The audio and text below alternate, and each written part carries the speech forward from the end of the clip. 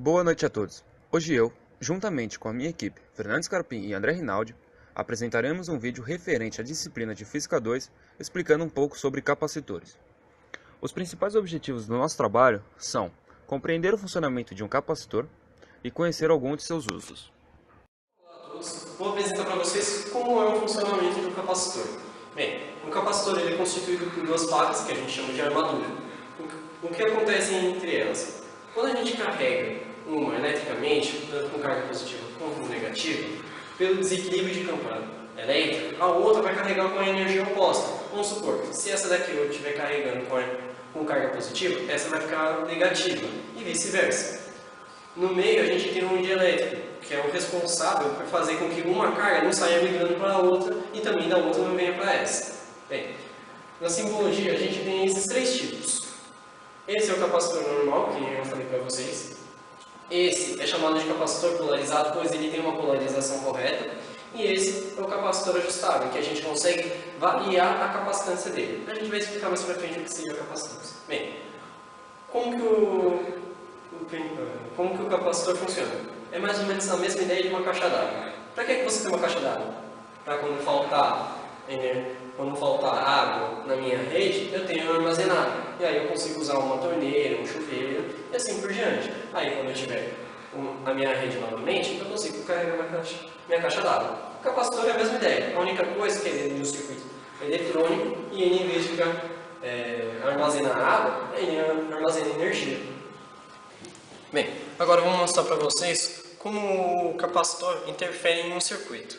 Se eu tiver uma carga que nesse caso a gente está colocando um LED, a gente ligar o circuito, o LED acende, bonitinho, sem nenhum problema. Contudo, se eu parar de fornecer energia para ele, ele apaga automaticamente.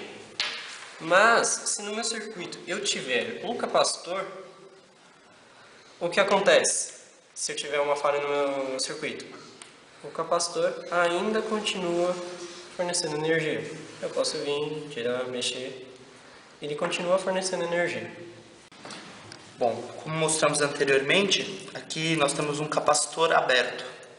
Aqui nós podemos ver as placas e o dielétrico ao meio, que não permite que elas entrem em contato. Aqui é um outro exemplo de um capacitor também aberto, certo? Aqui nós temos os exemplos que nós explicamos ali. Esse é um capacitor normal, no caso. E aqui são diversos tipos de capacitores. Temos aqui os eletrolíticos, que seriam os polarizados ali no segundo caso. Aqui temos os de poliéster. Esses são os do terceiro caso, os variáveis. Aqui a gente pode variar a capacitância, certo? Aqui temos os capacitores de óleo. Esse é um exemplo de capacitor de tântalo. E esses são capacitores cerâmicos. Bom, em relação aos cálculos sobre capacitores, nós conseguimos calcular o tempo de carga e descarga do mesmo. Onde a gente pode observar aqui nesse gráfico da intensidade da corrente pelo tempo, foi determinado essa constante de tempo. Ela seria de 37% da intensidade da corrente. A gente consegue calcular ela pela resistência do capacitor multiplicado pela sua capacitância.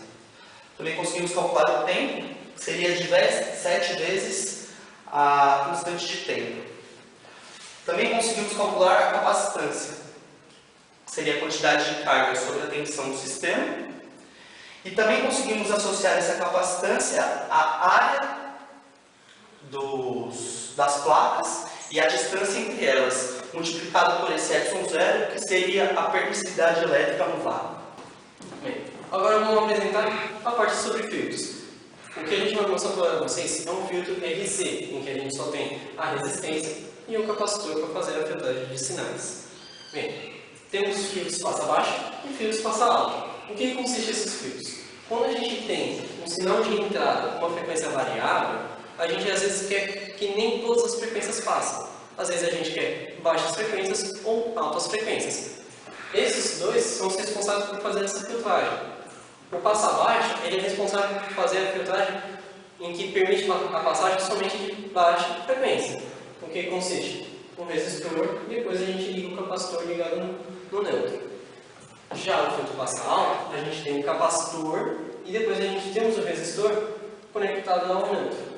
A frequência de corte de ambos os filtros é definida por essa fórmula, em que é 1 sobre 2 π vezes RC, em que R é a resistência e C é a capacitância do capacitor.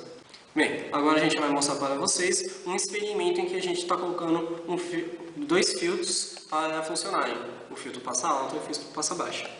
Aqui nós temos a fonte que vai fornecer a energia para nós. Este é um módulo em que a gente vai modular um sinal, a gente vai mandar várias curvas, e aqui por fim a gente tem os dois fios, esse sendo passa baixo e esse sendo passa alto.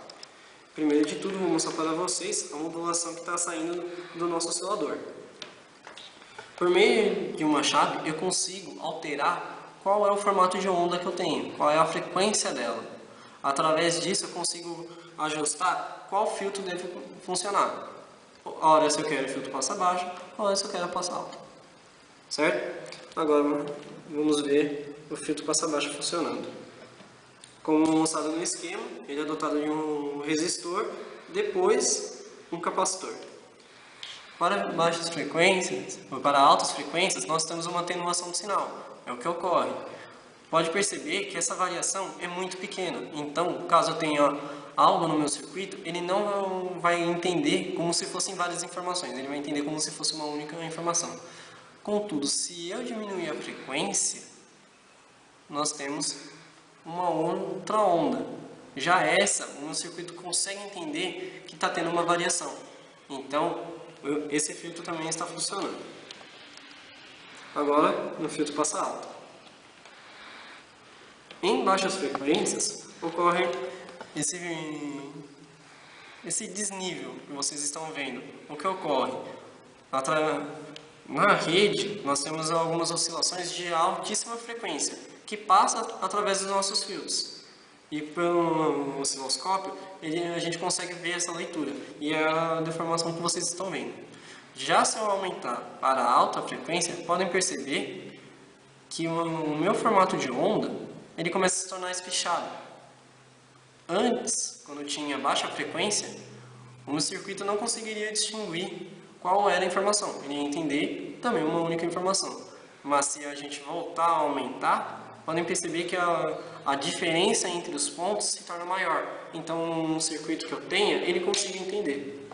Esses filtros que nós temos, a gente usa eles para ter a sintonia de canais de TV ou canais de rádio, em que a gente tem uma antena e recebe uma onda eletromagnética, em que é uma informação como a gente está mostrando na modulação do sinal através dessa placa.